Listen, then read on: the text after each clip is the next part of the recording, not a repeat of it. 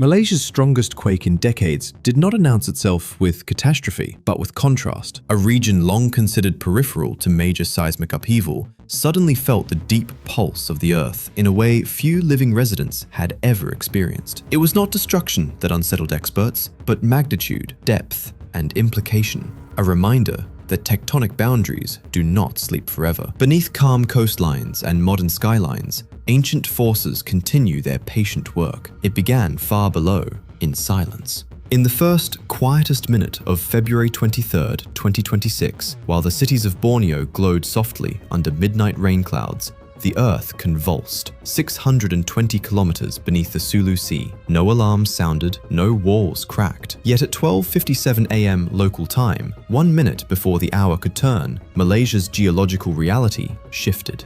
A magnitude 7.1 deep focus earthquake, among the strongest ever recorded near Malaysia, ruptured within the descending slab of the Celebes Sea plate, far beneath Sabah's northern waters. Earthquakes at this depth are rare and powerful. Fewer than 2% of all global earthquakes occur deeper than 300 kilometers, and those exceeding magnitude 7 are rarer still. They do not tear cities apart. They broadcast energy. That energy traveled astonishing distances.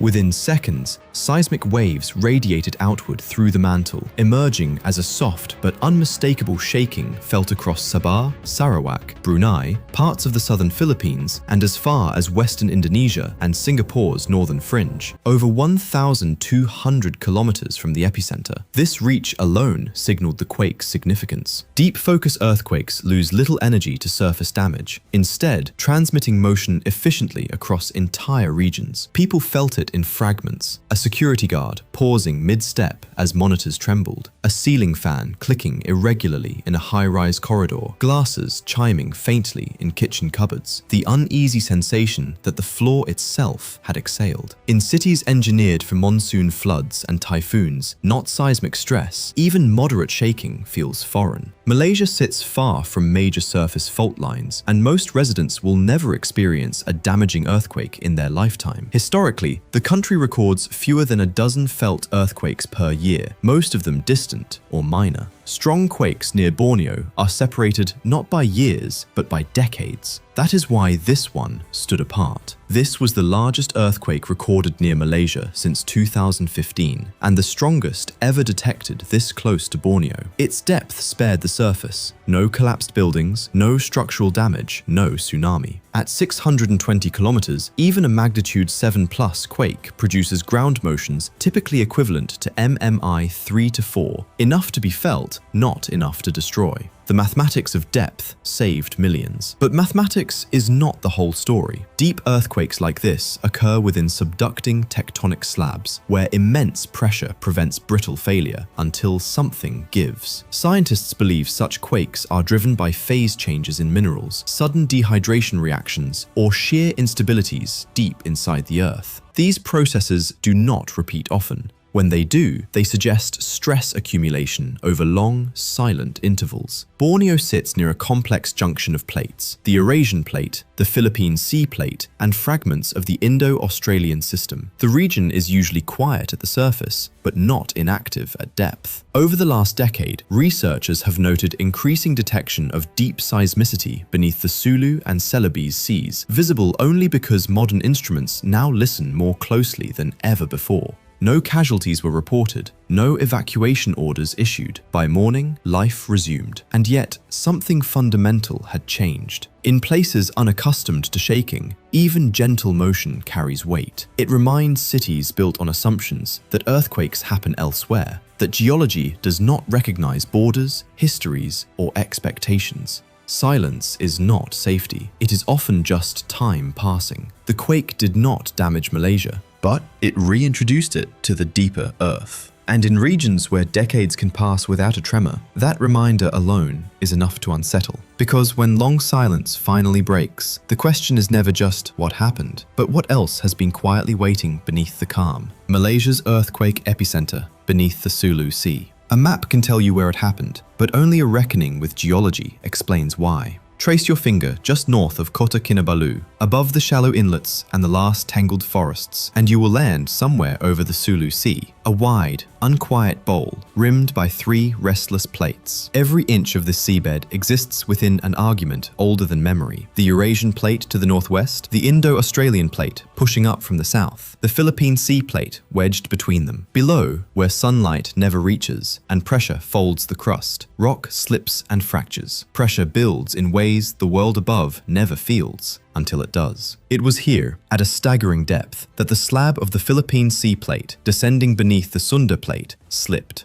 Not with the shallow violence known to Pacific coasts, but with the infamous power of a deep focus event. This is the second rare law of earthquakes. The deeper the rupture, the wider the wave. Unlike the surface rupturing jolts that topple towers, deep quakes do something stranger. Their energy travels upward and outward, rippling through bedrock and mantle, quietly, relentlessly, doing more to unsettle the psyche than to shatter stone. The US Geological Survey, the silent sentry in this story, issued its alert at 16:57 UTC, almost 2 hours before the date turned over in Malaysia. Its seismometers registered not just the power, but the signature, a magnitude 7.1, considerably more energy than the last deadly quake to strike near Mount Kinabalu. Yet it was the extraordinary depth that proved critical, acting as both shield and silencer. This strange breed of quake sends shockwaves that lose their bite, but never quite lose their echo. Amid the stillness of Malaysia's early morning, sensors in Brunei and the southern Philippines flickered, and phones across Sabah pinged with emergency notifications as the wave of mostly harmless motion passed, noted closely by engineers and scientists who understood how rare it was to be so lucky.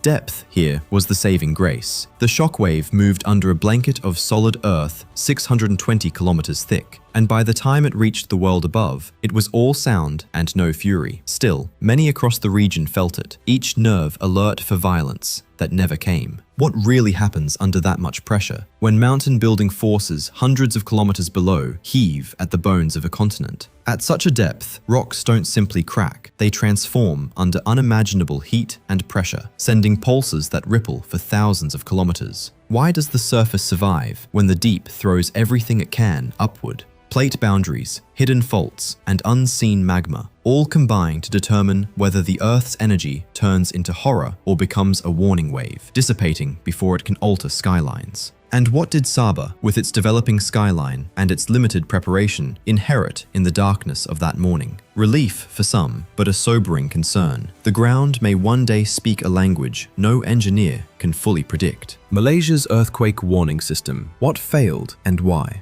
Sabah, Malaysia's second largest state, is a place of thunderous rain, cyclical winds, and mountains that pierce the sky. Its towns, Kota Kinabalu, Sandakan, Tawau, rise from reclaimed mud and concrete ambition, built for storms more than for tectonics. And yet, for decades, the land beneath has not forgotten. Fault lines run beneath the surface across the Crocker Range, the Mensaban system, the Takan Basin, kilometers of sleeping fractures. On February 23rd, national disaster agencies monitored for damage. Emergency teams from districts along Sabah's coast stood ready amid stillness, their radios whispering updates into the night. Met Malaysia, the meteorological authority, issued bulletins stating no structural damage, no casualties, no tsunami. Case closed, officially. Yet memory persists. In 2015, at the base of Mount Kinabalu, a granite memorial set by the Sabah state government holds 18 names. Students, teachers, mountain guides, all lost on June 5, 2015, when a magnitude 6.0 earthquake, shallow and ruthless, pried the mountain open and sent boulders roaring into the paths of climbers.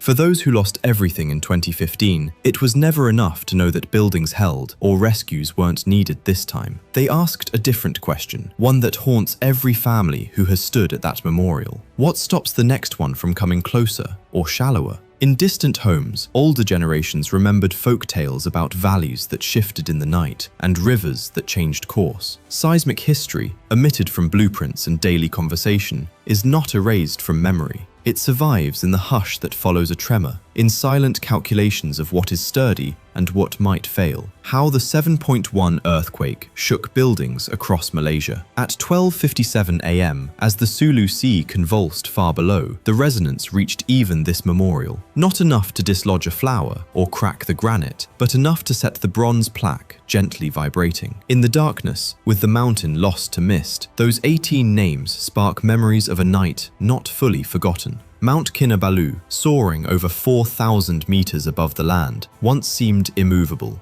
On June 5, 2015, that illusion ended. A magnitude 6.0, only 18 kilometers deep, tore rocks from their place and sent boulders onto climbers trapped on the trails. Survivors recall that the earth didn't just shake, it shouted. The air filled with the sounds of shifting stone, hurried footsteps, guides calling out, and children seeking their parents. Every year since, families gather at the memorial at Kiao Gap View. Some bring flowers, others only their hands, tracing the names of loved ones. 2 survivors from Singapore's Tanjong Katong Primary School, Emir and Pesh, returned in 2025, 10 years after their ordeal at age 12, climbing the peak that nearly claimed their lives. Such courage is measured differently, sometimes in the willingness to revisit difficult memories. This 2026 earthquake, deep beneath the mountain, was a product of physics, not a catastrophe on the surface. No rocks broke loose, no lives lost. The granite and bronze endured. For anyone with family on that mountain, it prompted a familiar question: how long before the ground forgets mercy?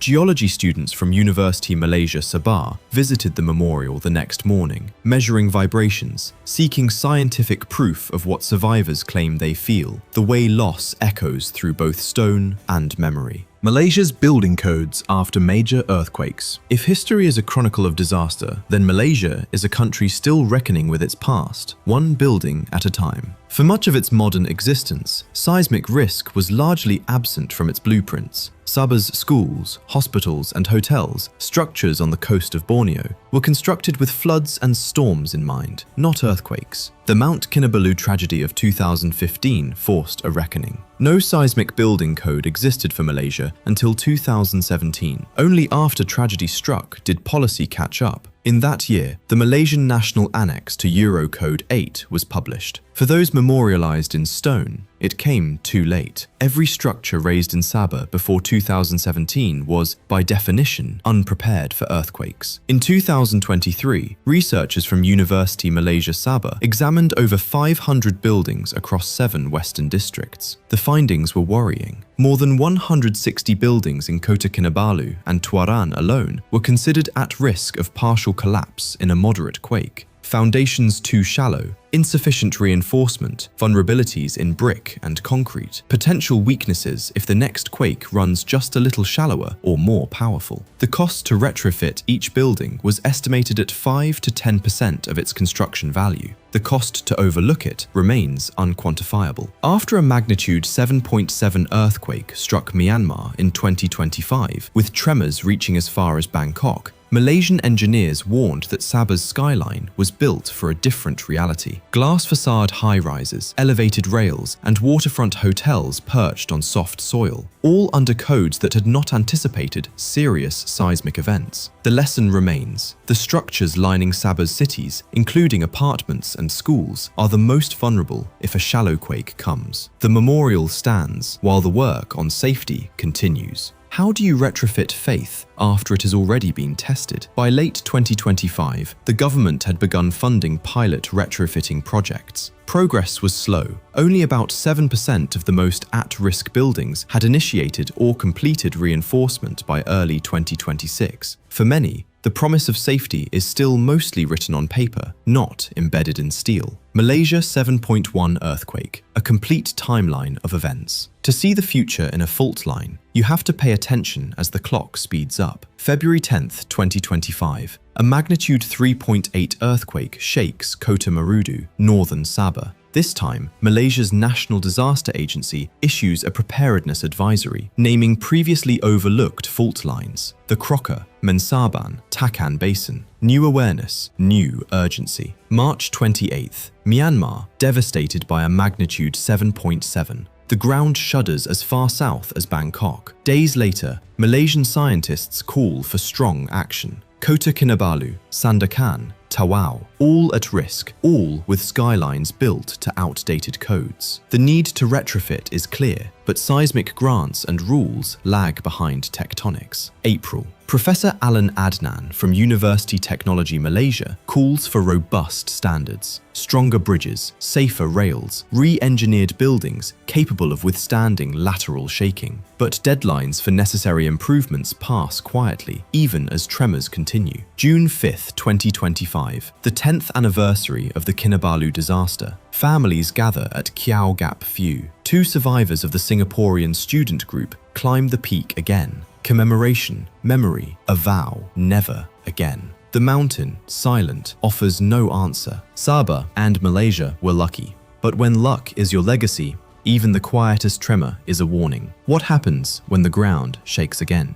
The Sabah earthquake of 2026 was more than a tremor. It was a message from the deep, a signal to remember what the surface prefers to forget. Today, cities sleep, the mountain stands, and memories endure, but the ground is still moving. What we do with this warning, how we build, remember, and prepare will decide which legacy shapes Malaysia's next century.